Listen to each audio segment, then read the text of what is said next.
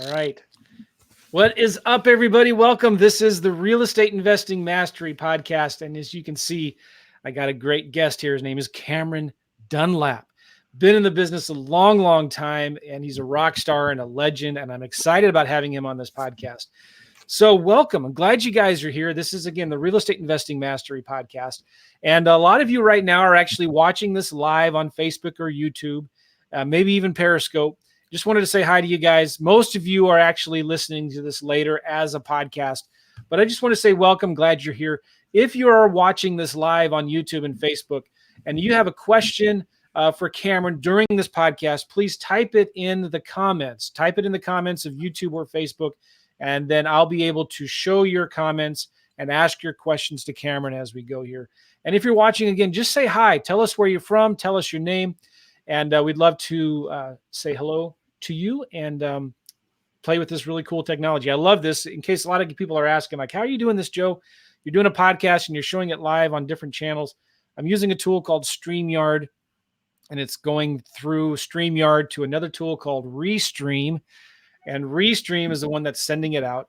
But I can see your comments. If you want to say hello, type them in here and we'll put them on the video. But let's just jump right in. By the way, this podcast is brought to you by a webinar that I'm going to be doing with Cameron Dunlap in just a few weeks now from as I'm recording this. And you can get more information if you go to joemccall.com/Cameron, joemccall.com/Cameron, and that's Cameron. And that's a special webinar that Cameron and I are going to be doing real soon here, where we're going to be talking about his Trifecta system, which is it's just going to blow your mind away. I'm excited about this because we're going to be talking about this on the podcast and what Cameron has created with his education, with his software, with his data. It's unheard of. There's nothing else like it in the industry right now. And I know you guys are going to really like it. So I think we should jump right in. We did get one comment from somebody. Keith says, look at this. Good morning, Joe. Good morning, Cam. How you doing, Keith? Good morning, Keith. All right. Hey, by the way, too, if you're listening to this podcast on Apple Podcasts or Spotify or Google Play or whatever, please subscribe to the channel and give us a review. Give us a thumbs up. Give us a like for this podcast. We really appreciate it. And Philip here is saying, hey, Cameron and Joe. What's going on? Hey, Philip. Hey, what's up? Okay. Cameron, how are you, man? I'm great. I couldn't be better. I'm down in Florida right now at my house down here. And if I look a little distracted, there's a huge boat going by right now. And I just love the boats. But anyway, I'm doing great. Up to my eyeballs in deals as always. In fact, I was just at one of my rental houses just in the next town north that I'm going to list for sale. Oh, and sold a marina last week. You and I talked about that. That was a significant transaction, to say the least. And making offers on all sorts of stuff. Doing the business every day. It's what I do. I love it. I wake up in the morning thinking about deals. I go to sleep at night thinking about deals. So you wholesaled a marina? Sort of, not really. So what I did, and by the way, I do commercial and residential, obviously. Yeah. Bought the marina as a redevelopment project. So it was a rundown dump and stole it, like fire sale price. Okay. And started the redevelopment process, put in a new seawall, which is really complex and expensive and all kinds of engineering, and then upland concrete work, creating a deck that was strong enough to handle a giant forklift or travel lift to carry boats from the water to the land. And sort of out of the blue, a realtor reached out and, this guy's sharp. He dug up my contact information and he reached out to me and he said, hey, tell me about your marina. And then, a month later, he produced an offer that we weren't expecting, didn't ask for. I didn't even know he was talking to a buyer, and a super wealthy guy, tech guy, basically bought it because he wanted it for his personal use, for his own fleet of yachts. And I guess billionaires need a fleet of yachts. So. So he made me an offer I couldn't refuse. I was like, well, no, it's not for sale. And then, yeah, it's for sale. Okay. So had you already done the work on that podcast? I mean, on the podcast. Had you already done the work on the marina? Some. We were probably halfway through the redevelopment of it. Next, we were going to tear down some buildings and put up some new ones. And soon as we got the offer, basically stopped the work, and we took a while. Commercial deals, due diligence, all that Sure. took about four months, but we just closed it on New Year's Eve. Cool. Good for you. Congratulations. Yeah. So you're making a lot of money on this? Yeah. Yes, relatively speaking, yes. It was a good deal. I can't complain. And you know what? Here's the interesting thing about it. It wasn't something that I was searching for at all. It basically landed in my lap, which I think you understand, Joe, and maybe many of your listeners, viewers understand that when you're in the business, to a certain degree, deals find you. And when you're in it long enough, they can't help but find you, especially if you have a reputation of doing what you said you would do. People bring things to you, and, just another day. That's good. All right. So, Cam, I'm looking for my pen. I got one out because I'm making some notes too. Got it, because I got a bunch of questions for you. Oh, good. What was by the way, real quick, what was the second tool you're using? StreamYard, obviously I'm logged into now. What was the second? Restream.io. Restream.io. And that is what sends it out to Facebook, YouTube, even Periscope. Yeah. And if you wanted to broadcast your videos to those gaming channels like Twitch, I think you could do that. But anyway, so Cam, a lot of people may not know you, and they're new to real estate investing. Can you just give us a brief history of how you got started in the whole real estate business? Sure. Yeah. So, like most folks, I was in a place in my life where I was really frustrated. I was working in corporate America. I grew up the son of an entrepreneur. Then that changed because of a recession we were in, and yada, yada. So I went and got a job with this giant corporation. I had never worked for a big company, and grew to hate it immediately. Was there a total of 2 years, and knew that I had to do something else. So I bought a get rich in real estate infomercial product at 2:00 in the morning from a guy named Carlton Sheets. Love Carlton Sheets. I was just looking through my bookshelves the other day. I'm backwards. Here we go. Over there somewhere is a little book I bought from Carlton Sheets on eBay. And I've not gone through it yet. I want to, but anyway, sorry, go ahead. Awesome. Oh, it's okay. Yeah. And coincidentally, we ended up becoming very, very close friends, he and I. Oh, pure coincidence. I wrote a testimonial letter, and it turned out he lived here in this town where I am now. And they wrote to me and said, "Hey, you want to be on the infomercial?" And I said, "Okay." And we did some filming in his house, and I met his wife and his dog, and we just became really, really good friends. Pure coincidence. So anyway, I bought the course, and I went all through it. I tore through it, and did a rehab. What year was this, by the way? This was in end of 92. So 92, quite a while ago. Did a rehab. I lived in Connecticut. Did a rehab in Rochester, New York, where I'd gone to college. Made pretty good money on it, and that was the sort of the catalyst. That was when I said, "Okay, I know I can do this. Nobody's going to tell me I can't. I just made money. It's a repeatable process. I'm quitting my job." And at the same time, I proposed to my then girlfriend, now wife, and we moved to Florida to this town. We're in a much different house today than then, but and I went into business full time. What was it about Carlton Sheets' course that helped you get success? Did he keep it super simple? Was it just a specific strategy that he taught? What was it? Do you remember? Well, the program was primarily buy, fix, and sell, or buy, hold, and rent. And I quickly discovered that I couldn't really buy, hold, and rent where I lived in Connecticut because the numbers didn't work. He talked about a 1% rent ratio. So that's rent to value ratio, if you will. And I couldn't get anywhere near there in that market, but I knew I could here. Plus my mom lived here. So I just decided I've always been trainable. Okay. So that I know about myself. I'm a pilot. And as a pilot, you have to be trainable. So I just did what it said and started rehabbing houses and peeled off a few as rentals and found a couple private lenders that, because I couldn't go to the bank. I had quit my job and worked with money partners. So I was splitting rehab profits. And then, on the ones that made sense, I held on to them as rentals and kept them for many years, but then sold them all and then bought ones just like them back again in 2010. Yeah. And I'm actually in the process of selling some of them now too. Okay. But what was it? I don't know. I just know that I followed it.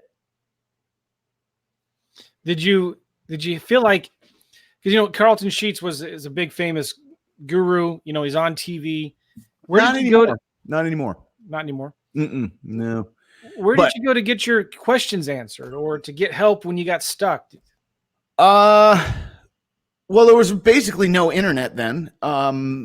And so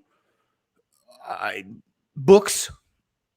Yeah, that was about it. And then I eventually learned about a real estate investor association down here, and I went to that, and it was a bunch of blowhards. So I stopped going to that. Bunch of posers, to be honest, I think is a better way to put it. So mostly books, trial and error, and mentors. I mean, I tried to surround myself with people that were more successful than me at what I was doing and intended to do. And then purely by coincidence, Carlton ended up being one of those mentors. So nice. All right. So then you started doing a few deals here and there. How quickly did you start doing real estate full time and quit your job? Well, I did the one deal in Rochester, and that's where I mustered up the courage, and I quit my job right soon after and got married and moved down here. So, and then, but what made it work was that, I was pretty young, and my then new wife had a pretty good job, and she agreed that for some period of time she'd be willing to support us on her income until I could get my legs under me. So I had that going for me as well. So this was about 28 years ago.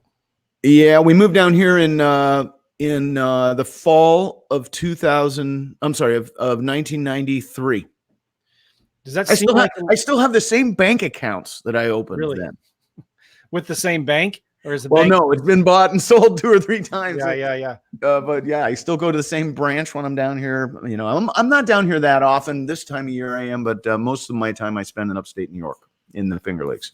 So we've left here, moved up north when my daughter was 2 because we wanted to raise her up there, and then bought this house, which is in the same neighborhood where we lived, but on a very different street. In 2013. So we've been sort of easing our way back down here and using this place when we can. And Nicole, my daughter's off to college now. She's so we're trying to spend a little more time here. In fact, they all just left yesterday, my wife and daughter. So you mainly live in upstate New York? Yeah. Okay. For some reason, I thought you were in Charleston. Nope, that's Josh, who's on my team. Okay. And that's where we met. It was in Charleston. Okay, cool. So 28 years ago, you started in the real estate business. Yeah. Does that, when you look back, has that time flown by, or has really? Unbelievable. I mean, just beyond belief. And 20 of those years we spent raising our daughter, which accelerates time, I think. Sure. I have 4 kids, and I'm wondering, is it going to be 4 times as fast for me? It's going to be 4 times as expensive. Joy. One time I counted up, Cameron, all the diapers that I changed. Oh, my wife and I had changed because the way our kids were born, And by the way, we've adopted all 4 of our kids. Oh, wow. Good for you. And we adopted them all as infants. So the birth mothers selected us. But anyway, for 10 years straight, every day we changed a diaper the way that they were all born. 10 years straight changing diapers. Wow. And so I figured it out one time. I don't remember all the exact numbers, but if it was like 4 diapers a day, how many thousands of diapers that was total. Can you imagine if you strung them all together in one diaper, Jeannie, one continuous? How long that would be? Well, we always bought our diapers at Sam's Club, so I figured out what the total cost was. I figured out if each diaper was about this size, how much volume would that have taken up? Yeah. How much? It was just ridiculous. I forget the numbers. I should do that again because it's funny. You probably filled an entire landfill yourself. Yeah. I mean, it's quite an accomplishment. We tried the cotton diapers too at one time, and it was. We did too. They're horrible. So, okay, now you've been in the business a long time. A lot of things have changed, but some things haven't, right, Cam? Like some things are just the same. I mean, if somebody were to go buy Carlton Sheets' course today, he may be saying go to classified ads in newspapers, and maybe you don't have that anymore. But what are some of the things, Cameron, on all of your experience, what are some of the things that have not changed that are still the same today? Well, one for sure is that this is a relationship business. There's no doubt about it. So if you go into this knowing that and taking care to nurture your relationships, I think you'll be more successful. So that'll never change. So it's a face-to-face business. I think, I wholesale houses I've never seen before in other states and with people I've never physically met and shook their hand. But we do stuff like this where we're meeting online. And so it's a relationship business for sure. That's one thing. Another is negotiating. I mean, that's part of it. And, that hasn't changed, and you don't do that online. You do it person to person somehow, one way or another, maybe through a conduit like a realtor, but there's negotiating going on. What else? We're still, obviously dealing with the same product. In fact, it's amazing to me how little the construction industry has evolved during those years. It's still, laying cinder blocks or stick building houses on site for the most part. This modular homes are interesting to me. They're very economical and they're very well made because they're made in a inside in a jig, and so they're straight and they're plumb. But you'd think that the construction industry would have evolved dramatically with technology and everything over the last quarter of a century, and it hasn't. It really hasn't, which I think is interesting. Yeah. What about market conditions? Are you seeing prices go up rapidly, drop quicker? Because as the population of the U.S. has grown, what have you seen? Because you've been through a few different cycles, ups and downs, right? Yeah. So, like, have they gotten more intense? You know what I mean? Definitely, I think so. I mean, well, in South Florida, for example. This was a market that, it was not a big appreciating market until the last cycle. So, prices down here would go up 2-3% per year. You'd get no big run up and you'd get no big crash like you would in other major, metros, Los Angeles, San Diego, Phoenix, places like that. But in the last run up, this South Florida in particular boomed and then crashed hard. So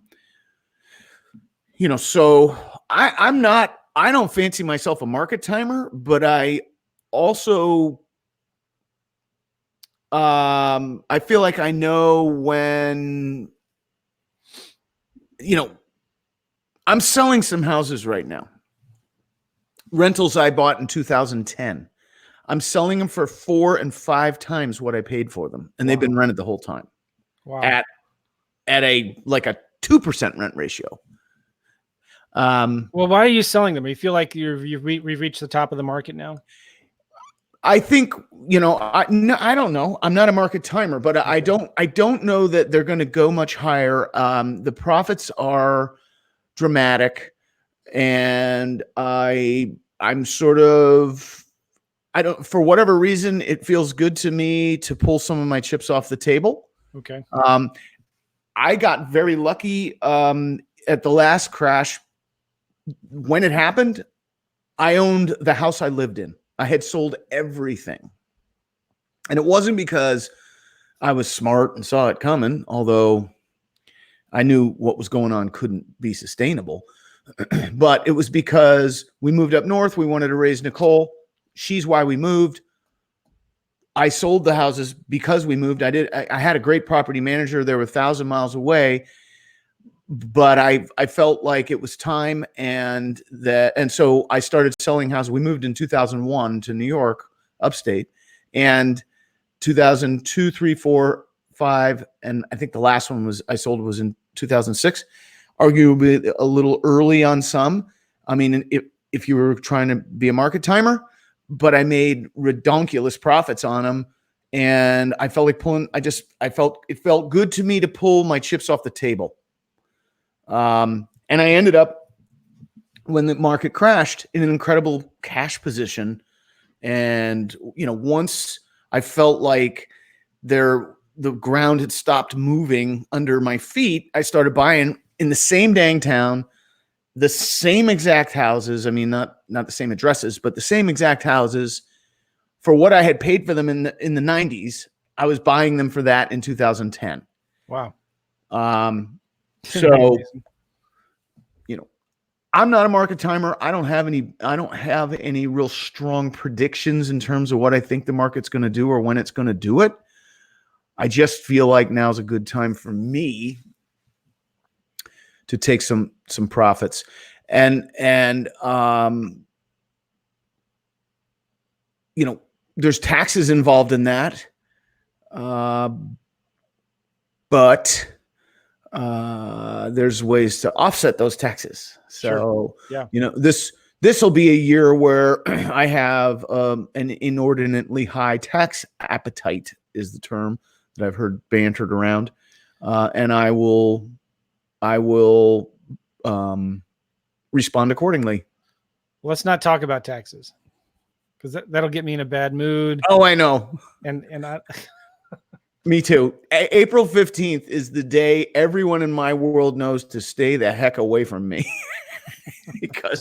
And I don't ever file on April 15th, but you have to, pay in, and you have to do your extensions. And so, I need to know exactly what I owe.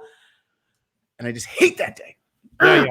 Okay. So on brighter notes, over the last 25 years or so, have how you evaluate deals changed? Let's keep it with houses. Okay. Have how you evaluate houses, has that changed at all? Nope. I don't think so. I mean, the tools I use certainly have, but how the process hasn't changed. I mean, shoot, used to be, to get comps, you had to ask a realtor or, have a friend who was an appraiser and have access to whatever the thing was. I forget what it was called back then. But basically you used realtors. Today there's, online tools. We have an amazing tool. It's called custom comps that it's the best thing I've ever seen. And it includes every transaction. So when you go to a realtor for comps, you're almost for sure only seeing stuff that's sold on the MLS, where our tool and others, have every single transaction. And there's an awful lot of stuff getting sold that isn't going through the MLS. And those numbers are important. Those comps are important. Yeah, I've been impressed on some markets with tools like Redfin or Zillow. What you can get now with sold data, that's amazing. I just don't trust AVMs. So an AVM is an algorithm valuation model or modeling. Yeah. It's either a noun or a verb. I don't know which, but it means that an algorithm came up with this value, like Zillow's Zestimate. I don't trust any AVM from any source, especially Zillow's. I want to come up with my own number. And that's the beauty of this tool we have and created, is that you do that. You You Oh, yeah, come up yeah. with your own number. You choose the comps that the algorithm uses.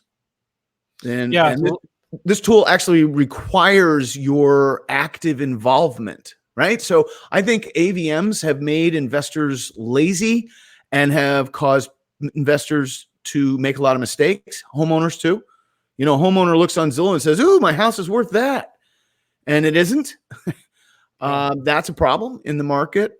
I think AVMs in general are a little bit like an enabling crutch. It's sort of like a scourge, actually, AVMs on our business, as I see it.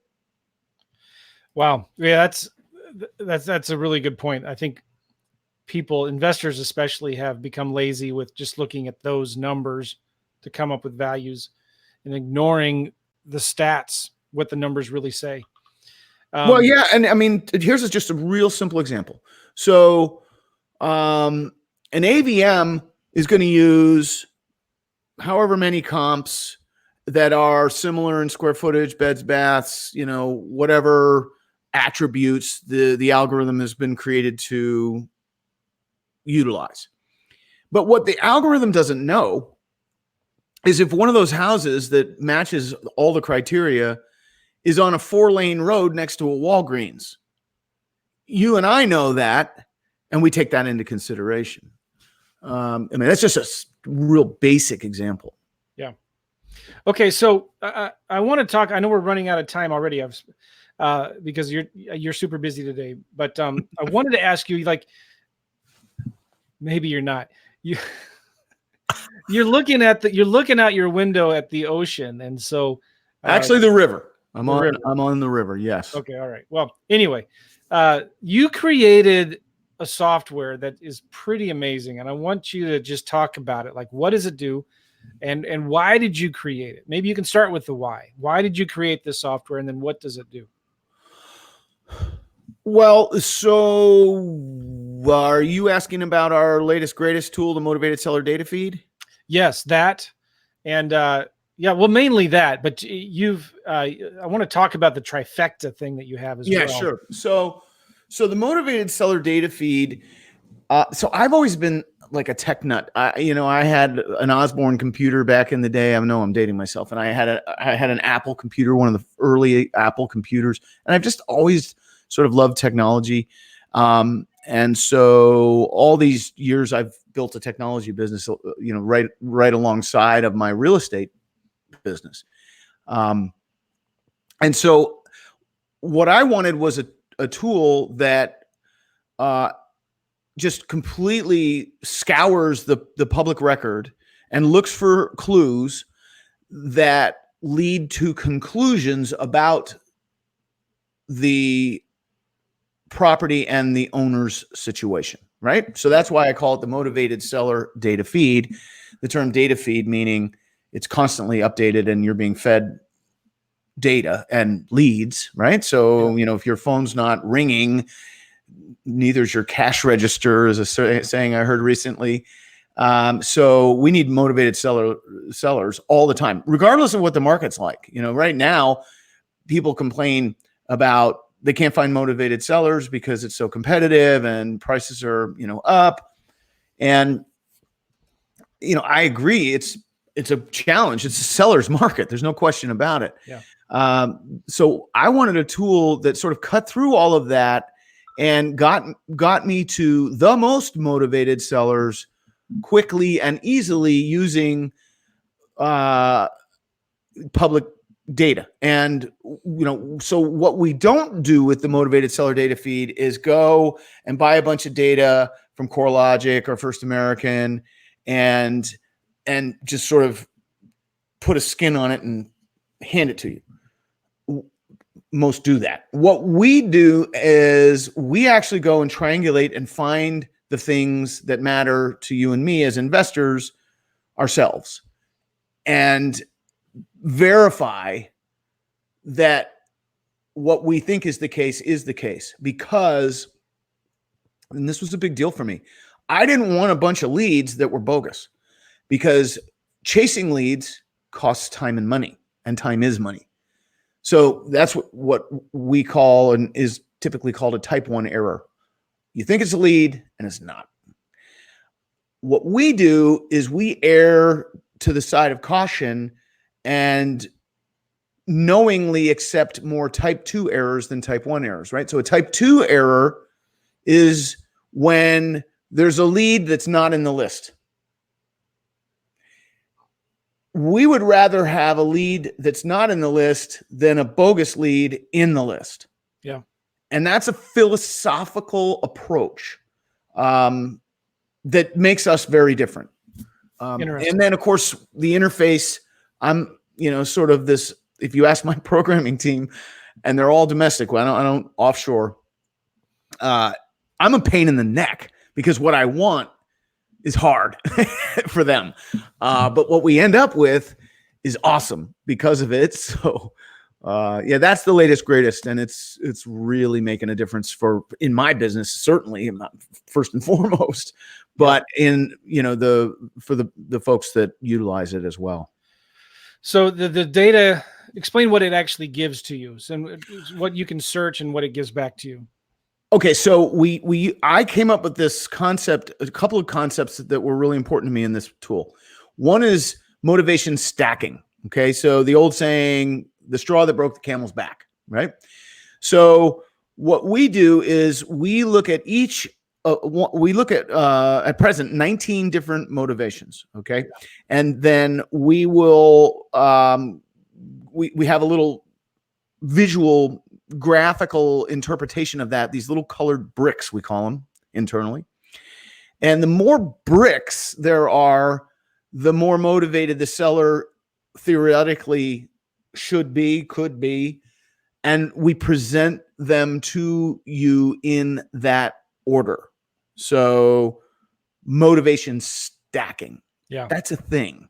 Yeah. Then you end up with just completely off the chart market intelligence through heat mapping. So you can see where the activity is, where the pockets of activity are, where the buyers are buying. That's amazing. Unbelievable information about the property owner, phone numbers in the majority of the cases. We can tell you other properties they own. We can tell you if they have other properties with motivations and exactly what those properties are and their motivations. And you can look at the detail about those properties right there. And another thing is you can draw on the map. So if you want to search an area, a 1 mile radius around that, you can do that. Just click on the map and choose the radius search, click on the map, and then drag a little dot to create the radius that you want. Right? That's cool. But what I wanted was to be able to draw on the map so that I could draw what's technically called a polygon, and create I can look at a specific neighborhood or a specific street for that matter. And then I can set up alerts so that the saved searches that I have, the system will send me an alert when there is a new house with motivations, new meaning there were no motivations on it previously, or there's a house that is in the system that has an additional motivation, and we're constantly updating the data. So you're getting these notices by text or by email. And effectively, what that does for me and you is that's like having a full-time VA scouring the market and watching specific neighborhoods for you on your behalf without any human involvement at all. So you get what is the data that it gives you then? Does it give you the name, the owner's mailing address? It gives you all the data on the house itself. That's the tax roll information, square footage, tax ID, school district. That's something I wanted because school districts are, critical. But on the owner, we're going to get you their name, their current address, a phone number when we can, all the information about the property, the most recent transfer of title, liens. So there's lien stacking as well. So you can look at what mortgages are on the property and then quickly realize whether or not there's equity there. Yeah. Awesome. And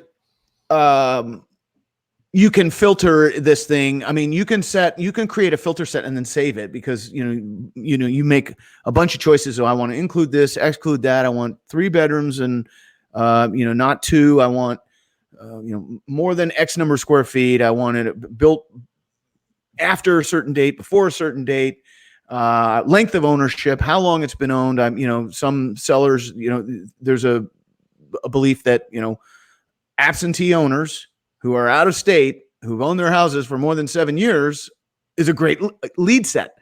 You can create a filter for that, a filter set, if you will. And then you can go and you can look at a neighborhood and apply that filter set to that neighborhood. And you have nationwide data. So there's no reason to feel stuck in your market. You can do business anywhere in the United States. That's huge. Huge. And Giesel is saying, yes, lean stacking is key. Yeah. Oh, yeah.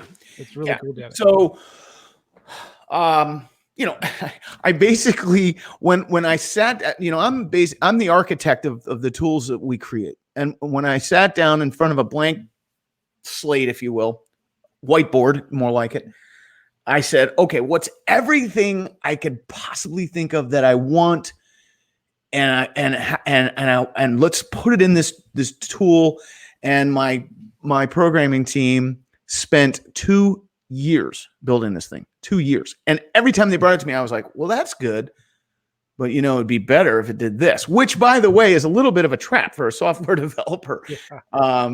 You have to, it's called scope creep. Yeah, exactly. Mission creep, scope creep, code creep. So we had to draw a line at some point, but the nice thing about drawing the line is, Sure. Now we have this amazing tool, and one day in the near future, we'll come up with something else, because I'm never satisfied.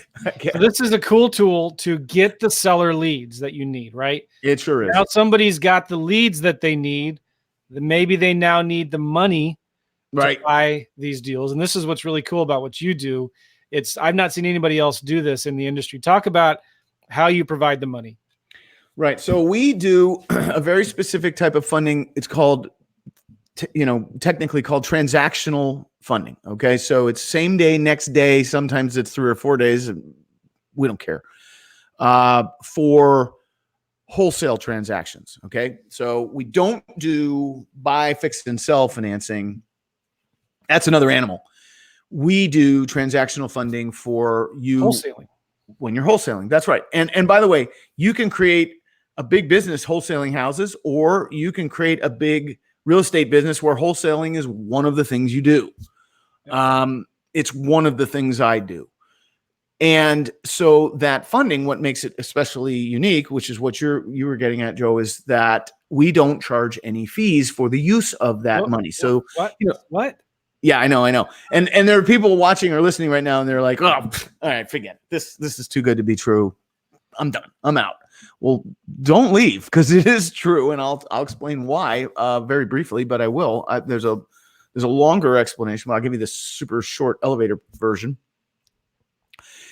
We don't charge any fees, and the reason we don't is because I am afraid of the Dodd-Frank Act, and in particular, I'm especially afraid of the federal government. I think you should be too. Yeah. So I take laws like Dodd-Frank very seriously, and that's a very broad, overreaching, gargantuan disaster of a law. In my opinion, with all sorts of unintended consequences, like anything, government does. But part of it addresses very specifically lenders overcharging borrowers, and we were charging 2 points, which is the going rate. Yeah. And nobody ever complained that was too much. But if you annualize that interest rate at 2% of what of the money you're borrowing, in effect, for a couple days, annualize that, and all of a sudden it's a very high rate of interest.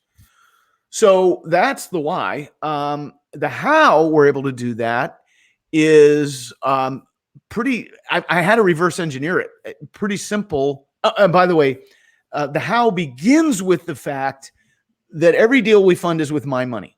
Okay, so I didn't go and create a private placement memorandum, a PPM and a 506c, fund. I didn't do that.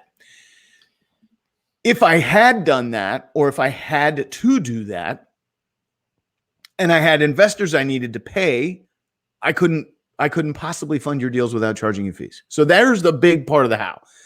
The other part of the how is how do we stay in business is I said, okay, well, if I charge my clients nothing, no one can ever accuse me of charging too much.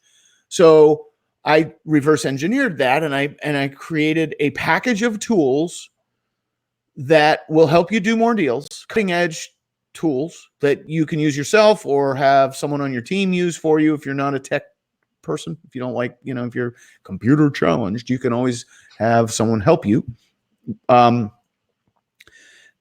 So a very compelling package of tools, including the funding for a limited period of time, 1 year, and ask you for a very easy to afford one-time setup charge.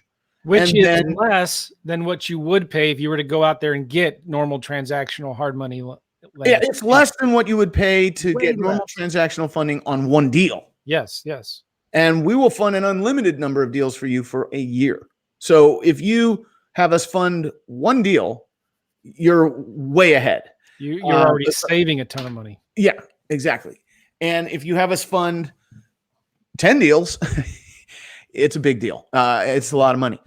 And I know. Let me talk real quick about why funding is important, like transactional funding.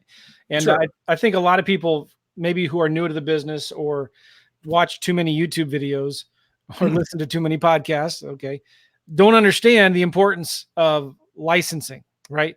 Brokering without a license. And this is something that I'm harping on all the time. Yes, because I know where you're going with this. If you don't have the intent to actually close on the deal or the means to actually close on the deal, you could be accused of brokering without a license, right? And so sometimes a lot of people can get in trouble if they're doing wholesaling the wrong way. If they're going in there with the intent of trying to find a buyer for a seller and putting them together. But when you can go into a deal instead with knowing that you've got millions of dollars behind you, that you could actually close on the deal, and you will close on the deal, right? Then you can sell it after you close on it. That avoids all of the licensing and brokering issues that everybody's freaking out about right now. And this is so important, I think, for all of the listeners to understand. You've got to have transactional funding available for you when you're making your offers and when you're marketing your properties so that you can actually close on the deals. Because the real estate commission, they can come after you and they can say, you are brokering, you need a license to do that. But when you can close on the deals, turn around and sell them, totally different, right? Exactly. And I think what you're speaking to is the law in Illinois. Well, in Illinois and in every state has everywhere. I mean, it's looked at, similarly. Yeah. And the sort of line in the sand is assignments and double closings. Yeah. Right. So with an assignment, you may have had the intent and you may have had the means, but that's now getting very unpopular amongst, I'm a little cynical. I wrote a blog post about it. I think it's getting very unpopular amongst realtors, and they're pushing lawmakers to address it. And that's done through political contributions. Yep. So, whatever. But you are spot on, Joe. You need to have, and I wrote it down because I wanted to read it back, basically, is you need to have the intent to buy and sell and the means to buy and sell. Now, the means doesn't mean you have hundreds of thousands of dollars in the bank and sitting in cash. The means could mean that you're part of our program and have our funding available to you as a result. You're pre-qualified, right? So part of the funding is proof of funds. And we do that. We provide verifiable proof of funds for our clients, so that when the realtor or the seller wants to know more, or they want to see a bank statement, we provide it. And so they're testing, if you will, the means. Yeah. And we're confirming that you have the means. Yeah, that's good.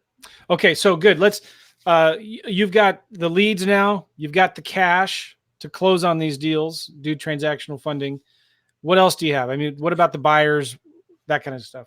Okay, so the third tool, or the third component of this trifecta, if you will, is cash buyers.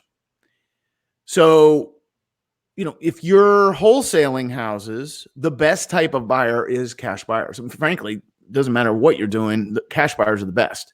When you take a lender out of the equation, there's just less to go wrong. There's less to fall apart. And there's less deals that die at the 11th hour when your fingers are just an inch from your paycheck. And that's the worst feeling in the world when that happens. Right. So we love cash buyers, and we provide a tool called the cash buyer data feed. Yeah. Like the motivated seller data feed, it's constantly updated, and you have the most fresh information. And when you're wholesaling, in particular in this market, known people who have a documented history of paying cash for houses is a good thing. Because if there's, in our market, motivated sellers are the scarce piece of the puzzle. Buyers are not. But unfortunately, what you either know or may learn the hard way is there are a lot of buyers who are posers, who do not have the intent or the means to buy, but will string you along and potentially cost you your deal and your profit. Yeah. So to know who the real buyers are becomes very important. To know what they bought, when they bought it, the characteristics of the houses they tend to buy based on the history that we're able to present to you.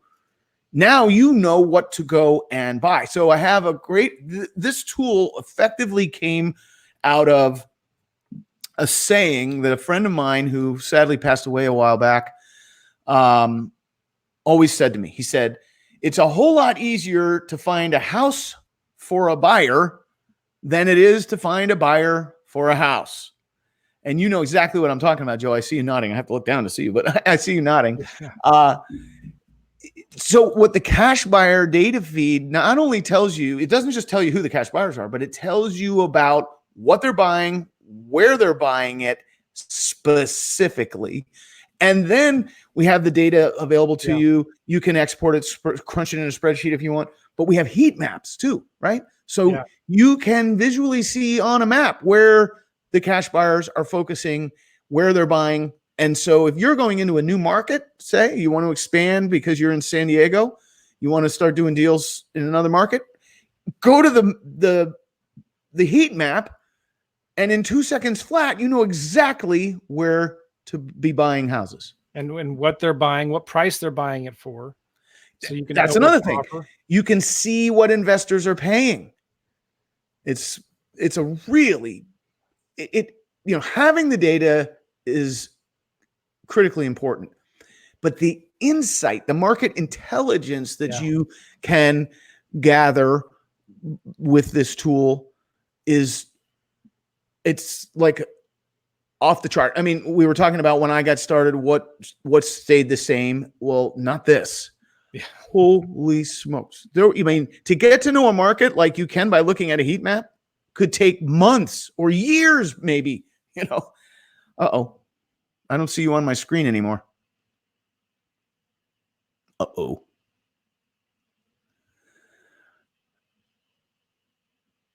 There he is. Sorry, I'm back. Where did you go to the bathroom? Is that what you did? No, I just accidentally hit the backwards button, and sorry about that. Oh, we're still live. All right. Keep your hands where I can see them. No touching anything. I didn't go to the bathroom. So, that's cool. So now you've got, this is important, guys. I want you to understand that we've got the the seller leads, the seller data, which is important. And you can filter out by motivation factors or bricks, which is really cool, and stack them so you see the sellers that are most likely to be motivated to want to sell. Right. Exactly. Then you've got access to the money so that you can, because I think that so much of that is just mentally. Now investors can have. You're talking about the confidence knowing you have the means gives you. Yeah. It'll change the way you think, the way you project your thoughts and ideas. I mean, it'll have a profound impact. Makes a huge difference. Now you've also got the buyers, so you can wholesale your houses. I got a quick question for you on the buyers. If I were to go to CoreLogic or DataTree or ListSource right now and say, all right, show me all the buyers who bought in a certain area in the last 60 days. Mm-hmm. If a cash buyer or an investor bought a property, held it for a couple months, and then sold it, I'm not going to be able to see, when I pull a list of recent buyers, they're not going to show me who that buyer was.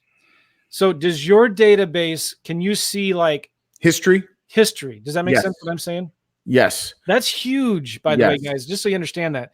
That's huge because you can't get that on your own unless you're going into ListSource and every week downloading a new list or something like that, right? And then you have to manage all of that yourself. Oh, yeah. Yeah. This is the critical important because you're going to be missing the buyers that are buying, that have bought properties and already sold them. You're going to be missing that data. Yeah. And when you're wholesaling houses, your best buyers are those buyers, the ones that are buying and reselling quickly. You know, they're rehabbers and that sort of thing. Landlords, good to know. Yeah. But you're right. That's a giant blind spot in the data that you can, get through normal, typical means. But we have history in there. In fact, I'm trying to remember how far back we go. It's quite a ways, at least a year. Oh yeah. It might be more. That's good. Really, really good. Okay. Cameron, appreciate you taking the time to be on here. We started a little late. I apologize. Been real gracious. It's all good. And we had a bunch of comments in here from folks on YouTube and Facebook. And when I accidentally hit the backwards button, I lost the comments. So I apologize. Some of you were asking, will this call be recorded? Yes, it's going to be on YouTube. It's on Facebook. And it will be a podcast real soon here. It'll be released as a podcast. Seth is asking here, Cam, or saying, thanks for the transactional funding. I don't know if Seth is. My pleasure. And by the way, I wouldn't be surprised if there's someone on one of these platforms right now that we've funded a deal for. It wouldn't surprise me a bit. I mean, we have you wouldn't believe how many deals we fund. A bunch. And we are the best in the business at it. And here's the best part. You don't have to be the expert on this. We are. My team becomes your team. We work directly with the closing agent, whether it's a title company or an attorney, and are your advocate through the process. We're going to review the closing statement and make sure there isn't something weird or an error on your behalf. And if Cam's not going to lend on the deal, it means it's not a deal you should be in the first place. This is going to protect you, right? True.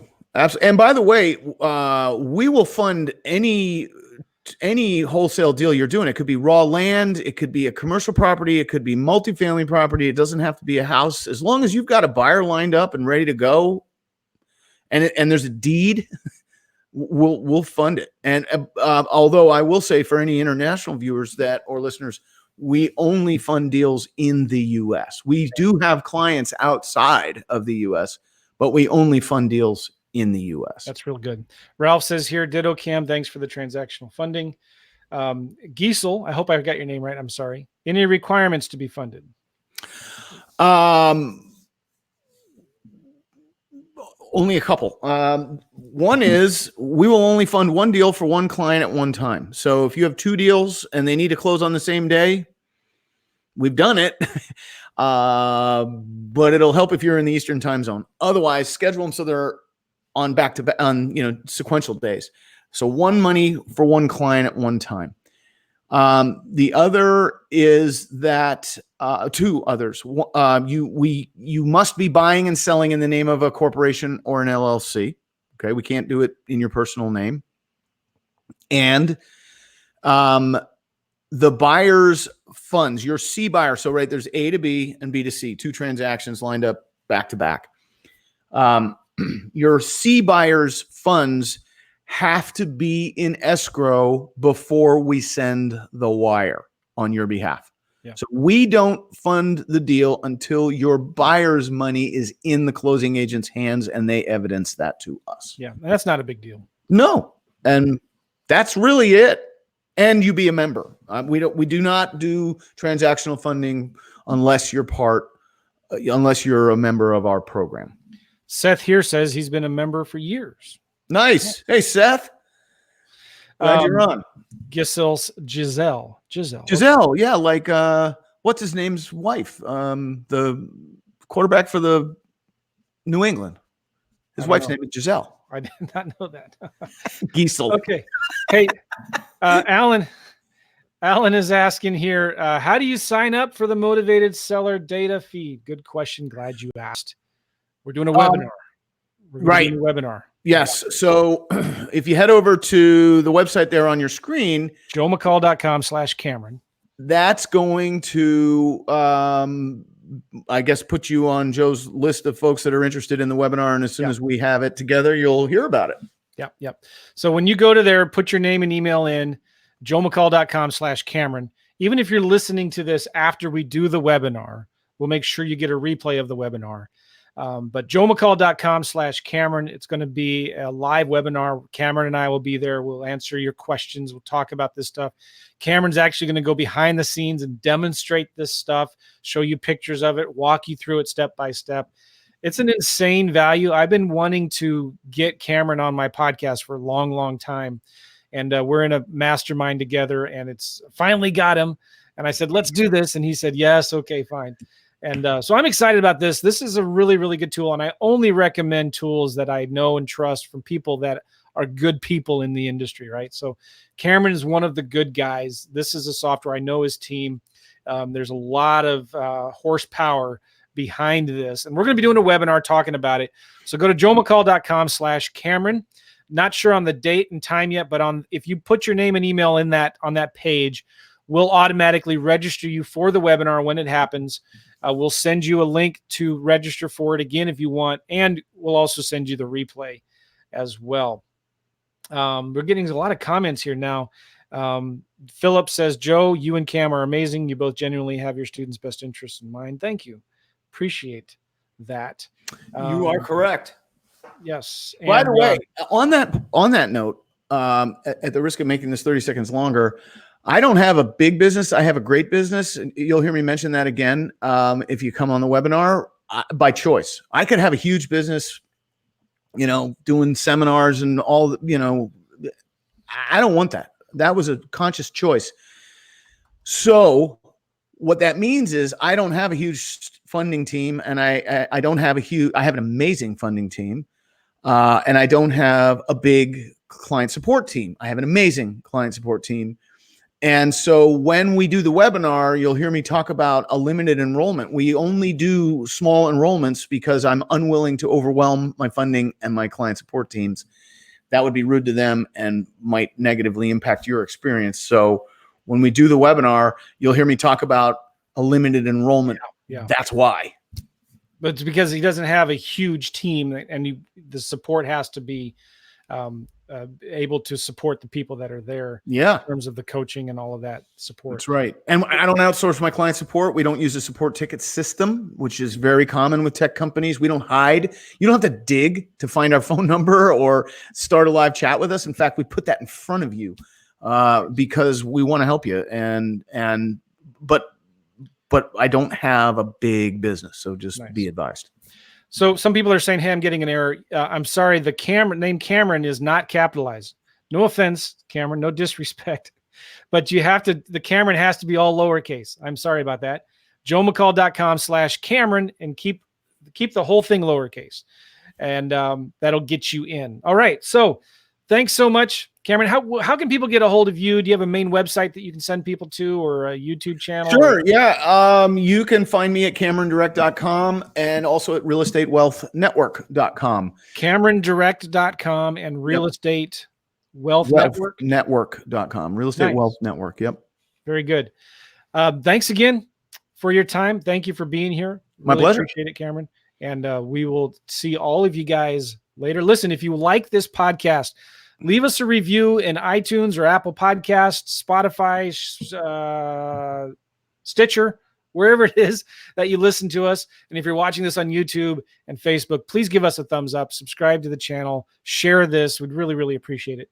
And we will see you guys all later. Thanks again, Cameron. Bye-bye. My pleasure. See ya.